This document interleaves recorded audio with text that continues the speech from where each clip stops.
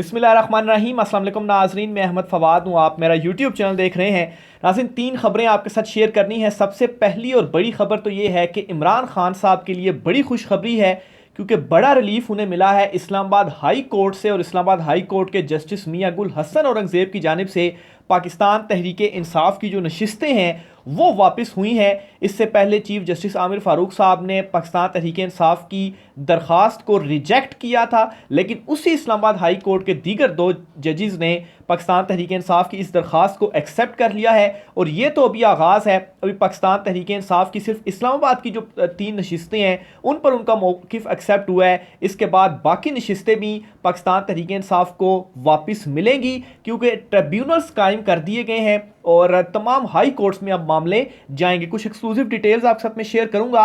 ना सिर्फ ये, बल्कि मियां गुल हसन औरंगज़ेब साहब की जानिब से इलेक्शन कमीशन के हवाले से वो ऑब्जर्वेशंस दे दी गई हैं जो एक 2 रोज़ कबल वीलॉग में मैंने आपसे एक खदशा इस तरह से जाहिर किया था कि इलेक्शन कमीशन अपने ही फैसलों से लाइल्म है। क्या एक इलेक्शन कमीशन के अंदर दो इलेक्शन कमीशन है, जो इलेक्शन कमीशन हुक्म इम्तना भी जारी करता है और फिर नोटिफिकेशन भी मुअत्तल करता है, नोटिफिकेशन भी जारी करता है। और मियां गुल हसन औरंगज़ेब साहब की जानिब से भी आज इसी तरह से जो कुछ ऑब्जर्वेशंस हैं वो दी गई और सवाल उठा दिए गए हैं सिकंदर सुल्तान राजा पर कि आखिर इलेक्शन कमीशन में बैठा कौन हुआ है। एक्सक्लूसिव डिटेल्स आपके साथ शेयर करूंगा। दूसरे नंबर पर नाजरीन, जस्टिस मोहसिन कियानी साहब की जानिब से भी आज खड़का कर रख दिया गया है। वफाकी हुकूमत को और निगरान वज़ीर आज़म काकड़ को परखच्ची उड़ा के रख दिए इन्होंने।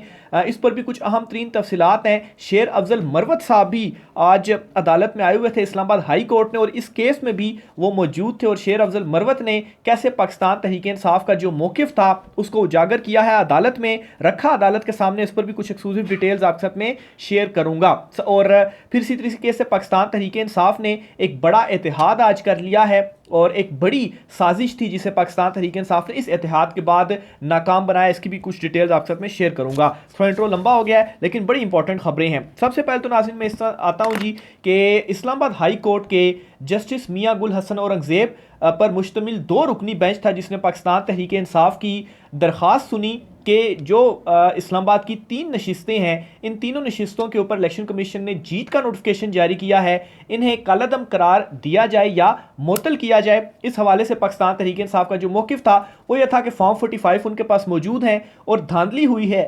और चीफ जस्टिस आमिर फारूक साहब के पास भी ये केस था, लेकिन चीफ जस्टिस आमिर फारूक साहब ने क्या किया था जी, उनकी दरख्वास्त को रिजेक्ट कर दिया था और इलेक्शन कमीशन ऑफ पाकिस्तान से रुजू करने का कहा था। लेकिन इसी के खिलाफ इंट्रा कोर्ट अपील आई और जस्टिस मियां गुल हसन औरंगज़ेब की सरबराही में जो 2 रुकनी बेंच था, जिसमें दूसरे जज जस्टिस अरबाब मोहम्मद ताहिर हैं, उन्होंने पाकिस्तान तहरीक इंसाफ की दरख्वास्त एक्सेप्ट की है और तीनों नोटिफिकेशंस को मुअत्तल कर दिया है। मुस्लिम लीग नून की अब ये जो 3 नशिस्तें जहां से वो कामयाब हुए थे, ये तीनों नशिस्तें उनसे वापस ले ली गई हैं और अब खुल गए हैं ये तीनों हलके। और अब कोई चांस नहीं है कि यहाँ से इलेक्शन कमीशन जो है वो अब मज़ीद एक्सपोज ना हो, या जो फॉर्म 45 और फॉर्म 47 है उसमें दूध का दूध और पानी का पानी ना हो। बहरहाल इस्लामाबाद हाई कोर्ट ने 3 नोटिफिकेशंस हैं ये जिनको मुअत्तल किया है। सबसे पहले तो जी NA 46 मुस्लिम लीग नून के अंजुम अकील थे जो यहाँ से फॉर्म 47 के मुताबिक कामयाब हुए। बहरहाल पाकिस्तान तहरीक इंसाफ फॉर्म 45 के मुताबिक जो ओरिजिनल नताइज हैं यहाँ से कामयाब हुई है। फिर इसी तरीके से आज़ाद उम्मीदवार यहाँ पर आमिर मुगल थे पाकिस्तान तहरीक इंसाफ के। NA 47 से उम्मीदवार थे जी तारिक फजल चौधरी नून लीग की तरफ से। और इसी तरीके से NA 48 की बात की जाए तो राजा खुरम थे नून लीग के, और पाकिस्तान तहरीक इंसाफ के जो थे वो अली बुखारी थे। तो ये बड़ी खबर है पाकिस्तान तहरीक इंसाफ के लिए, बड़ी खुशखबरी है कि अदालतों से उनको बिल आखिर उनका जो मौक़िफ़ है वो एक्सेप्ट होना शुरू हो गया और बड़ा जो रिलीफ है वो भी दे दिया गया है। बहरहाल फॉर्म 45 रखने हैं जो कि सबूत पाकिस्तान तहरीक इंसाफ के पास मौजूद हैं। इवन के जो दीगर सियासी जमातें हैं, जमात इस्लामी और TLP, उन्होंने भी पाकिस्तान तहरीक इंसाफ को अपने फॉर्म 45 का दिए हुए हैं कि देखिए हमारे फॉर्म 45 के तहत भी आप जीत रहे हैं। और दूसरी तरफ मुस्लिम लीग नून के उम्मीदवारों का ये हाल है कि उनके पास अपने फॉर्म 45 जो हैं उनमें वो हारे हुए हैं और उनके पास दिखाने के लिए भी कुछ नहीं है। मीडिया में कोई एक आधा फॉर्म 45 ही आप दिखा देंगे, देखें जी इस हल्के से इस पोलिंग स्टेशन से हम जीत रहे हैं, वो भी उनके पास नहीं है, क्योंकि उनको भी मालूम है कि मुबैना तौर पर फॉर्म 47 के जरिए, धांधली के जरिए उनको जितवाया गया। तो बहरहाल जी ये नोटिफिकेशंस मुअत्तल हो गए हैं। और इससे भी इंपॉर्टेंट बात है जी, जस्टिस मियां गुल हसन औरंगजेब साहब ने जो इस केस में ऑब्जर्वेशंस अपनी दी हैं, पूरी एक चार्जशीट और सवालिया निशान इलेक्शन कमीशन के ऊपर इस ऑब्जर्वेशन के बाद डल चुका है। क्या उन्होंने कहा जी? उन्होंने कहा है कि उस अफसर से पूछें जिसने ये नोटिफिकेशन जारी किया, कौन इलेक्शन कमीशन में बैठकर ये काम कर रहा है। यानी कि इस नोटिफिकेशन के ऊपर जस्टिस मियां गुल हसन औरंगजेब साहब जो हैं वो खुद भी हैरान हुए और उन्होंने इसलिए सवाल ये पूछ लिया कि कौन ये नोटिफिकेशन जारी कर रहा है और इलेक्शन कमीशन में ये जो काम है ये कर रहा है। और इससे पहले भी मैंने भी इसी हवाले से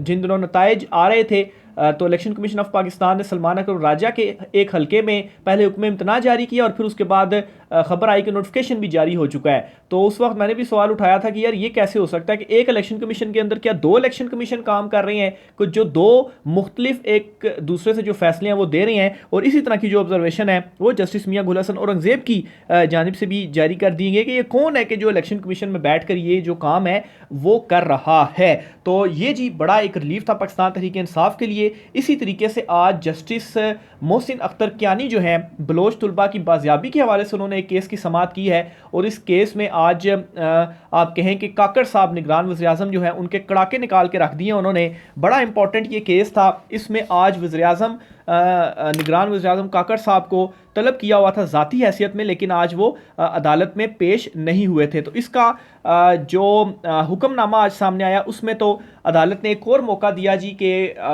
निगरान वज़ीर आज़म काकड़ साहब को कि आपको एक और मौका दिया जाता है, अगली समाअत के ऊपर आपने अदालत में लाजमी पेश होना है। लेकिन आज अदालत में शेर अफजल मरवत भी इस मौके पर मौजूद थे। उन्होंने भी एक नया मुद्दा उठाया अदालत में और इसके ऊपर जो जस्टिस मोहसिन अख्तर कियानी साहब के रिमार्क्स थे और अदालत के रिमार्क्स थे वो बड़े इंपॉर्टेंट हैं, वो मैं आपके सामने रखता हूँ। और कैसे इस मौजूदा सिस्टम के ऊपर उन्होंने सवालात उठा दिए हैं वो भी आपके सामने रखता हूँ। अच्छा जी, शेर अफजल मरवत साहब ने कहा जी कि मुँह छुपाए घरों में घुस जाते हैं, ये लोगों को मजबूर कर रहे हैं कि लोग असलहा उठाएं। डाकू घरों में मुंह छुपाकर घुस जाते हैं, पुलिस या वर्दी वाले तो ऐसा नहीं करते। मैं तो सोच रहा था कि रिटेलिएट कर लूं, मगर फिर मैंने खुद को रोक दिया। अब ये शेर अफजल साहब ने मुद्दा उठाया और इस पर अदालत ने क्या कहा जी मोहसिन अख्तर कियानी साहब की कि इस्लामाबाद हाई कोर्ट की हदूद से आज के बाद कोई बंदा अगवा हुआ तो जिम्मेदार सेक्रेटरी दाखिला आईजी इस्लामाबाद और इंचार्ज सीटीडी होगा। उन्होंने ईमानदारी के साथ बता दिया कि वर्दी वाले आए थे, किसी इदारे का नाम नहीं लिया। अदालत का नए लापता अफराद से मुतल्लिक लिस्ट अटारनी जनरल को फराहम करने की भी जो हिदायत है वो की गई है। और इस्लामाबाद की हद तक, क्योंकि इस्लामाबाद हाई कोर्ट इस्लामाबाद की ही उसकी जुरिस्डिक्शन बनती है, इससे बाहर वो अहकाम नहीं दे सकती। तो बहरहाल उस हद तक उन्होंने अहकाम दिए और फिर ये भी कहा जी कि मैं DGMI और DGIB पर मुश्तमिल 3 रुकनी कमेटी का भी हुक्म दूंगा। मोहसिन अख्तर कियानी साहब ने कहा जी कि इस्लामाबाद के अंदर ये क्या हो रहा है ये पूरी दुनिया देख रही है। क्राइम ही रहेगा, हुकूमत निगरान हो या मुंतखब हो, जबरी गुमशुदगियों की जिम्मेदारी रियासत पर ही आ जाती है।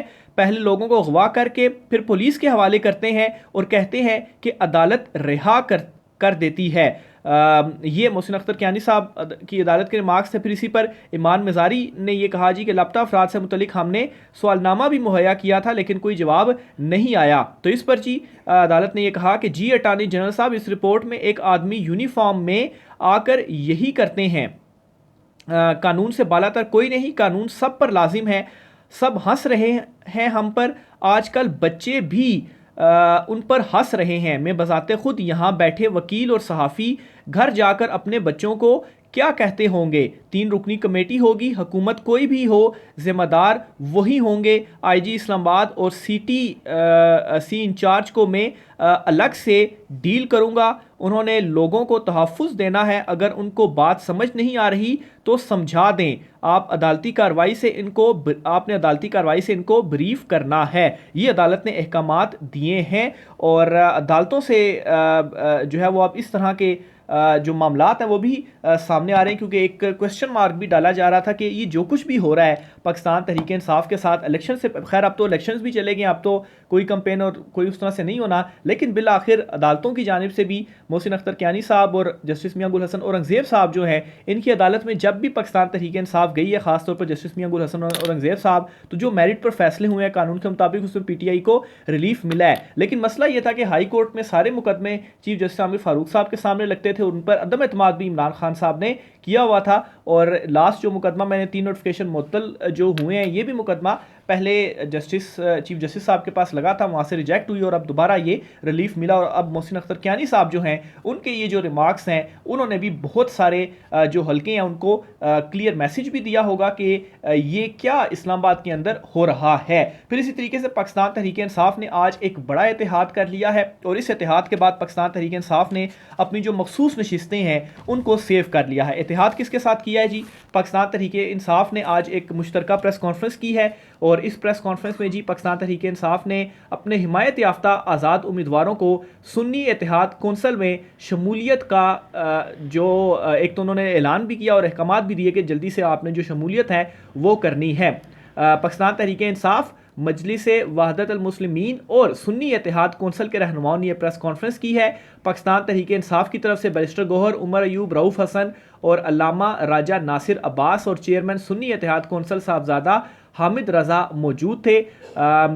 बैरिस्टर गौहर ने इस मौके पर यह कहा जी कि पाकिस्तान तहरीक इंसाफ की कौमी असम्बली में 180 नशिस्तें हैं वो जीत चुके हैं। फॉर्म 45 के मुताबिक हमारे आज़ाद उम्मीदवारों ने इंतखाब लड़ा और वो पाकिस्तान तहरीक इंसाफ के हिमायत याफ्ता थे। हमने अपने उम्मीदवारों को टिकट भी जारी किए थे, हमने आज़ाद उम्मीदवारों को सपोर्ट किया, इसलिए वो जीत गए। उन्होंने ऐलान किया कि नोटिफिकेशंस के आने के बाद उम्मीदवारों को 3 दिन में किसी पार्टी को ज्वाइन करना होता है। PTI के हिमायत याफ्ता आज़ाद नो मुंतखब अरकान कौमी असम्बली, कौमी और सूबाई असम्बली सुन्नी इत्तेहाद कौंसल में शमूलियत इख्तियार करेंगे। उन्होंने कहा कि सुन्नी इत्तेहाद कौंसल में शमूलियत का फैसला इत्तफाक राय से किया गया है और हम इलेक्शन कमीशन से मुतालबा करेंगे कि मखसूस नशिस्तें कानून के मुताबिक दें। उमर अयूब ने कहा जी कि MQM ने तहरीक इंसाफ के मैंडेट पर डाका डाला। पेशावर से 7 से 8 नशिस्तों पर DC और पुलिस अफसरान ने धांधली की। हमारी ही पार्टी हुकूमत बनाएगी। पहला काम इमरान खान साहब और बुशरा बीबी को की रिहाई होगी। शाह महमूद कुरैशी, परवेज़ इलाही, ख़वातीन और कारकुनों की रिहाई हमारा हदफ होगा। ये उमर अयूब साहब की जानिब से कहा गया है। तो ये बड़ी प्रेस कॉन्फ्रेंस और बड़ा इत्तेहाद है, और ये ऐसा इत्तेहाद है जिसमें सुन्नी इत्तेहाद कौंसल ने कहा है जी कि हमारी कोई शर्त नहीं है, ये पाकिस्तान तहरीक इंसाफ की अपनी जमात है, और इससे क्या होगा जी कि जो मखसूस नशिस्तें हैं वो अब पाकिस्तान तहरीक इंसाफ को मिलेंगी। इस पर मैं ब्रीफ अपने कल के व्लॉग में कर भी चुका हूँ। दोबारा मुख्तसरा आपको बताता चलूँ कि ये मखसूस नशिस्तें इस वजह से ज़रूरी हैं क्योंकि सवाल ये किया जा रहा था कि अगर KP में मखसूस नशिस्तें नहीं मिलती फिर भी PTI ने हुकूमत तो बना ली है, उन्होंने क्योंकि क्लीन स्वीप किया, लेकिन मखसूस नशिस्तों से क्या होगा कि एक तो सीटें बढ़ेंगी, सीटें बढ़ने से वोट ज़्यादा होगा, और जो अगले महीने में सेनेट के इंतखाबात हैं उन इंतखाबात में आपका अगर वोट ज़्यादा होगा तो फिर सेनेटर्स जो मुंतखब होते हैं वो इन्हीं कौमी और सूबाई असम्बली के मेम्बरान के वोटों से मुंतखब होते हैं। तो ज़्यादा वोट होगा तो ज़्यादा सेनेटर्स मुंतखब होंगे, तो वहाँ से भी पाकिस्तान तहरीक इंसाफ ने खुद को सेव करना है। तो इसलिए ये मखसूस नशिस्तें ज़रूरी थी जिसमें पाकिस्तान तहरीक इंसाफ कामयाब हुई है। इवन के बल्ला भी उनसे छीना गया, और जल्द ही पाकिस्तान तहरीक इंसाफ अपने इंट्रा पार्टी इंतखाबात भी करवाएगी और फिर बतौर पार्टी उनकी जो रिस्ट्रिक्शंस हैं वो भी ख़त्म हो जाएंगी। जज मोहम्मद बशीर साहब की जो छुट्टियाँ हैं उन्होंने दरख्वास्त दी थी। बहरहाल उनकी दरख्वास्त के साथ ही अब नोटिफिकेशन एक वजारत कानून और इंसाफ ने जारी किया है। इसके मुताबिक सेशन जज नासिर जावेद को एहतसाब अदालत इस्लामाबाद का जो जज है वो तैनात किया गया है, और इस नोटिफिकेशन के मुताबिक इन्हें एहतसाब अदालत नंबर 1 जिसके जज मोहम्मद बशीर साहब भी एक कोर्ट नंबर 1 के जज थे, चूँकि अब वो 14 मार्च को तो उन्होंने वैसे ही रिटायर होना है, आखिरी महीना उनकी उन्होंने छुट्टियों की दरख्वास्त दी हुई है, तो बस अब उनको रिटायर ही समझे, तो उनकी जगह पर आप ये समझ लें कि ये तैनाती हुई है। और जज नासिर जावेद राना को 23 जनवरी 2027 तक एहतसाब अदालत का जो जज है वो तैनात किया गया है। और इसके अलावा जी जज मोहम्मद बशीर की छुट्टियों के बायस नासिर जावेद राना को एहतसाब अदालत का जज तैनात किया गया है। जज मोहम्मद बशीर मार्च में अपनी रिटायरमेंट तक छुट्टियों पर जा चुके हैं, और जज नासिर जावेद राना ने हाल ही में सारा इनाम कत्ल केस का जो फैसला था वो सुनाया था। ये जो है वो सेशन जज हैं इस्लामाबाद की डिस्ट्रिक्ट एंड सेशन कोर्ट में। तो ये नाज़रीन आज की कुछ अहम तरीन तफसीलात थी। पाकिस्तान तहरीक इंसाफ जो है वो जल्द आ रही है, और इस वक्त मामलात आपने देख लिया होगा कि हाई कोर्ट की जो तफसीलात मैंने आपको बताई, आहिस्ता आहिस्ता पाकिस्तान तहरीक इंसाफ के हक़ में चीज़ें और मामले और फैसले जाना शुरू हो चुके हैं। राय का इज़हार कीजिएगा। इजाज़त दीजिए। अल्लाह हाफ़िज़।